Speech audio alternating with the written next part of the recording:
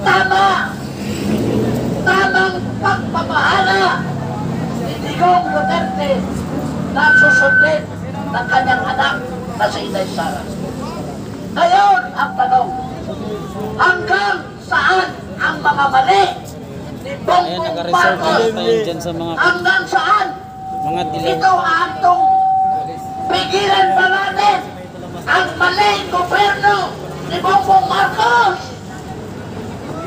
Yan ang tanong natin sa taong bayan na kikinig dyan sa social media.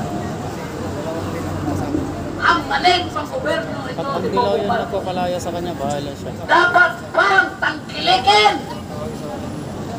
Ito ba ang gusto ng taong bayan? Tilos ka na yung isusunod. Ang maling pamamahala, ang pagdudruga, ang pagnanakaw, ang pagbibigay ng mga komunista doon sa Kongreso at sa ito, di ba, posisyon sa gobyerno, ang mga smuggle, ang pag-smuggling, yun ba ang gusto ng mga Pilipino? Mali!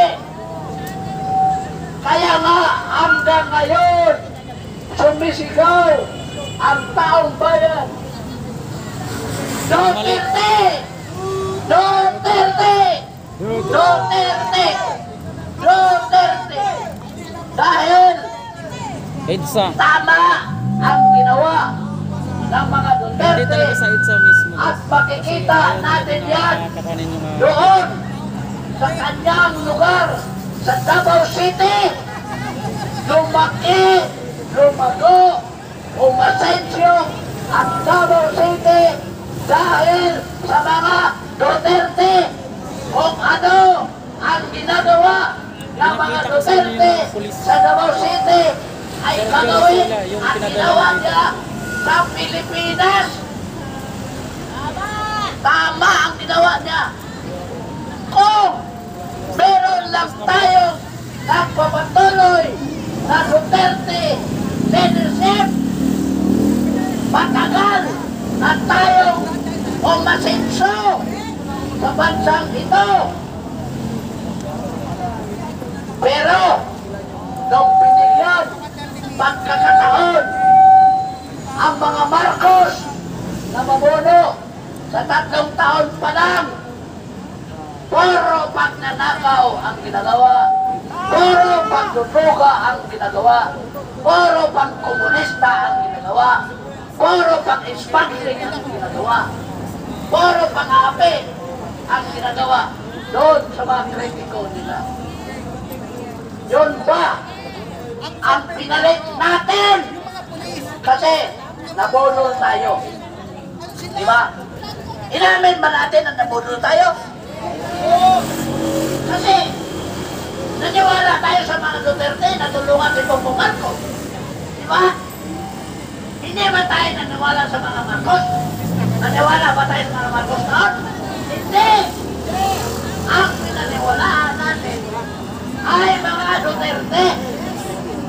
Kaya nga, binoto na lang natin, binoto na lang natin si Marcos dahil naniwala tayo sa sinabi ng mga Duterte. Pero nangyari, mga tao sa ito, Kasalta si Mr. nabulol tayo. Kasalta yun. Asan siya? Maganda nga, awitin ko yung awit na nabudol. Tayo na! Nabudol ang Pilipino. Nabudol. Nabudol. Nabudol ang Pilipino. Nabudol. Nabudol. Nabudol tayong lahat.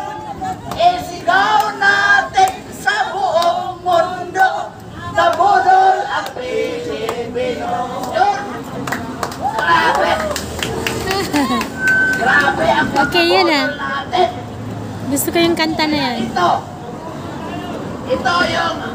Ito yung sagot ng pagkabudol natin. Ito lang Droga, Pilipinas. pagnanakaw, komunista, smuggler, di ba? Impeachment ni VP Sara. Ito ang ginawa sa atin sa ating pagsuporta sa mga Marcos. Kaya nga, tayo po ay nanawagan ng Marcos alis dyan dito sa ating Marcos alis dyan. Nanawagan tayo upang hintuan ang kamalian ng panggoberno ni Bongbong Marcos. Mali! Mali talaga. Nabudol! Nabudol talaga. So ang mali, dapat natin ituwid. At ang pagtuwid sa mali, kung maaari, bababain ang nagkamali sa pagpatakbo ng programa sa panggoberno. Paalisin natin ang presidente ng mga mali. Si Bongbong Marcos yun. Kaya nga tayo sumigaw ng Marcos alis dyan dahil dyan sa punto na yan. Kaya nga, kung hindi man natin siya mapalis, Diyos na lang ang bahala sa kanya.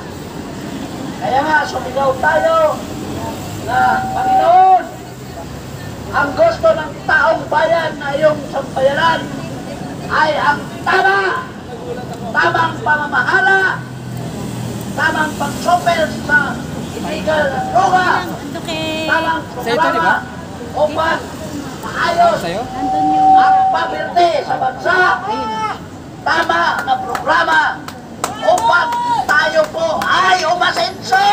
Alam mo, pa-ismit-ismit yung Hindi mga yung maling pulis. pagnanakaw nila. Bakit? Parang Pagnanakaw. Yan ang tunay na issue nito. Binigyan natin ng pagkakataon na ang mga Marcos ay puno. problema nito mamaya umingi. Tago talaga sa likod ng sasakyan. Nag-appoint siya ng mga justices. Nag-appoint siya ng justice sa Sandigan, Bayan. Bakit ba siya nag-appoint?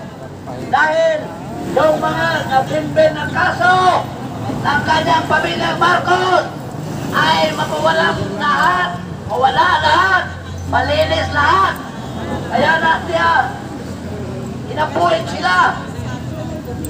At bakit nag-appoint siya sa kumilit ng dalawang komisyoner upang magkaya na naman ngayong eleksyon at mapanalo ang kanyang mga kandidato sa mali na desisyon. Mali ang panggoberno ito. Kaya nga, mga kababayan, kami po sa Marcos alis dyan ay nagsusumikap na sana maalis ang presidente. Sana bumaba ang maling presidente. Dahil he is a bad example. Bad, very bad. The President Bongbong Marcos is a very bad example sa mga kabataan. Pero mo magsalita, Happy Valentine's, ano sabi? Happy Valentine's. Happy Valentine's. Sabi niya, nadulasan naman yun. Di ba sinabi na? Happy Valentine's. Valentine's. Ang kilala na niya ang unang tumulong daw sa Yolanda ay si MMDA Chairman Tolentino. Ayay! Diba? Sinabi niya, ito, si Senator Tolentino, siya ang unang tao na nagpunta sa Yolanda upang tumulong sa mga tao na biktima sa Yolanda. Wala.